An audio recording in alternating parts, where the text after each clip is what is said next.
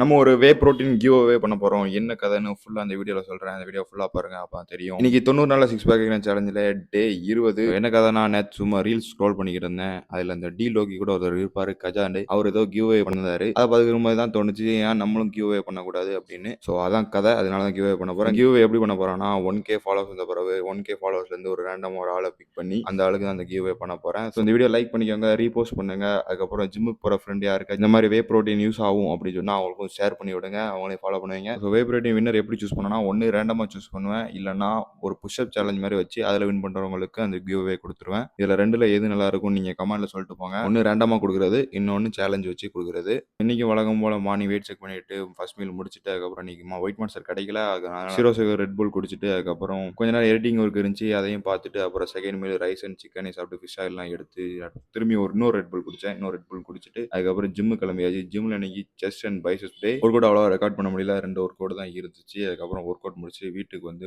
Vote meal சாப்பிட்டுட்டு அப்புறம் கேட்டீன் குடிச்சிட்டு அப்புறம் ஃப்ரெண்ட்ஸ் கூட வெளியே சுற்றிக்கு இருந்தோம். அப்புறம் இன்னைக்கும் போய் ஒயிட் மான்ஸ்டர் தேடி போனால் ஒயிட் மான்ஸ்டர் இன்னைக்கும் கடையில் ஸ்டாக் இல்லையா. அப்புறம் ஃப்ரெண்ட்ஸ் எல்லாரும் டீ வடை எல்லாம் சாப்பிட்டு இருந்தாங்க.